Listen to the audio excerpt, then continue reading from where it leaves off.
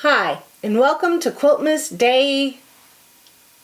I'm so glad you're here, and I hope you enjoyed today's video. My Missouri Star box opening and honest reaction is at the end of the video, so stick around to find out what I really think. And now, on with the show.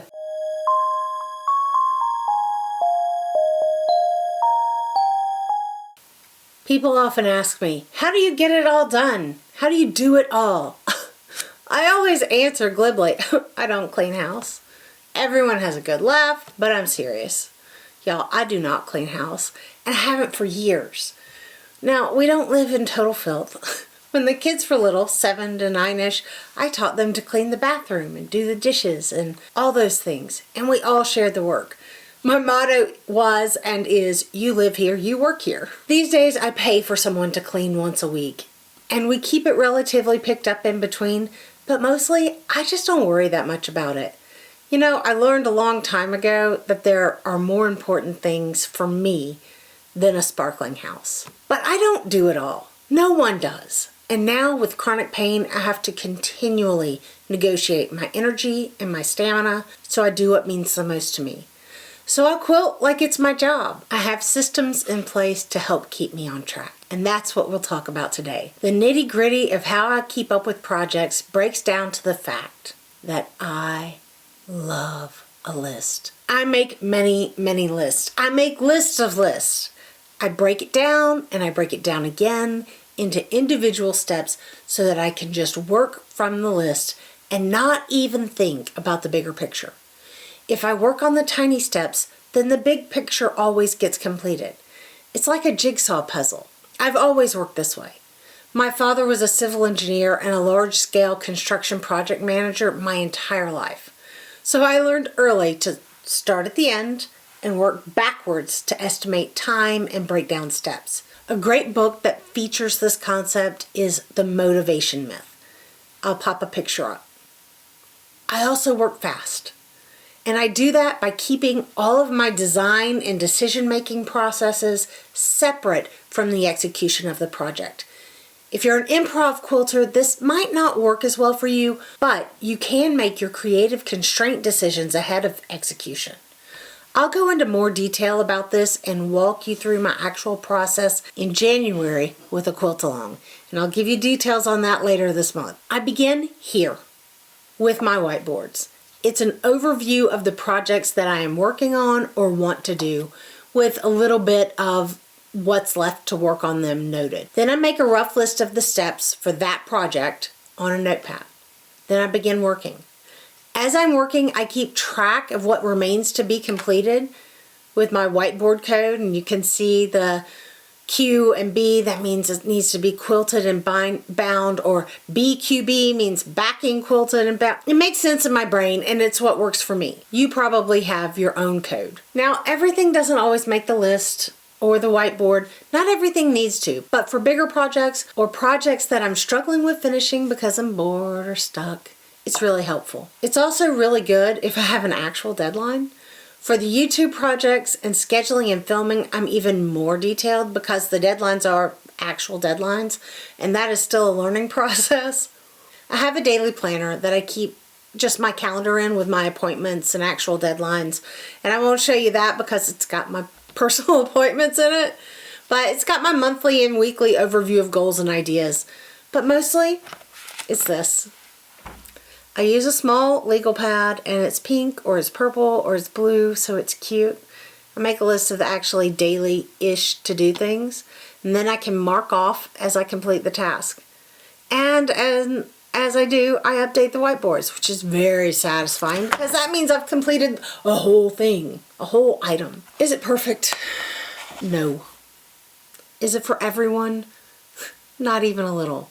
Does it work for me? Generally. I mean, I'm not dogmatic about it. I just try to stay focused and on track. Things still slip through the cracks. That's why I have to get the Indigo Way clue completed on the weekend or I'll forget about it. I have to be flexible when life throws curveballs or I have high pain days. And you know, in the end, it's quilting and it's just not that serious. Don't get me wrong, I am passionate about quilting and the work that I do, but in the grand scheme of things, it'll keep. it'll wait, and it'll all be okay.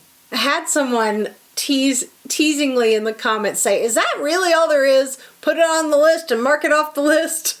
And I replied, well, you do have to actually do the thing, but pretty much it's not complicated. It's just about breaking it down and breaking it down again and again until I have steps that are small enough to feel manageable for what I am capable of at the moment. And you know what? Some days that is just watching YouTube and building ideas.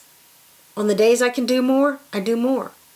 The trick is learning to let things take the time that they take.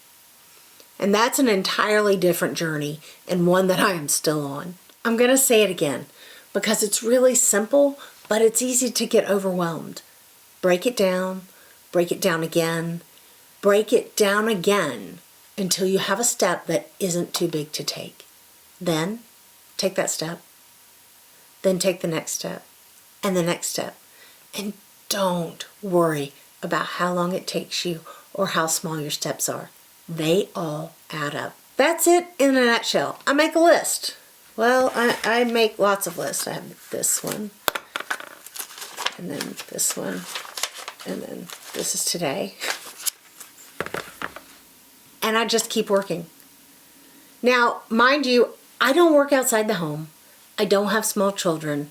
And now that I've started YouTube, quilting actually is my job. So I sew a lot. When I was homeschooling my kids and working outside the home, I used the same systems. Things just took longer to complete. And I didn't take on as many crazy things. So, that's it. Make a list, mark it off the list. But you have to do the thing. Hang around for day 4 box opening, and I'll be right back to see us out.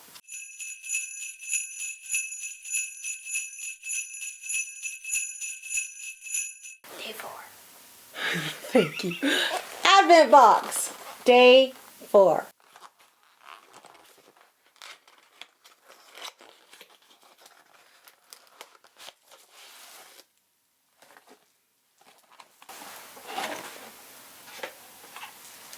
Thank you, Vanna. Oh, these are, oh, there's stuff flying everywhere. Ah, silica. Oh, these are little melamine luncheon plates. And there's a turquoise and a red and a teal. No, that's teal. No, that's like... You call this teal. That's not teal. That's aqua. This is teal. I grew up in the 80s. This is teal. That's cyan. Oh, and gray. So, they're cute enough. I don't know how I feel about melamine plates with quilting patterns, but they are cute. Day 4. Thanks for being here, guys. Tell me down below, how do you work? Are you a list maker, a fly by the seat of your pants quilter, or maybe a one project at a time quilter? I'll leave a poll on the community page linked below, so hop on over there and weigh in on what systems you use to keep yourself on track and organized. While you're in the comments, click all the little buttons, and I can't wait to see the results of that poll. Thank you so much for watching. And if you're a list maker or a one project at a time quilter, don't forget that you make the world more beautiful just by being in it.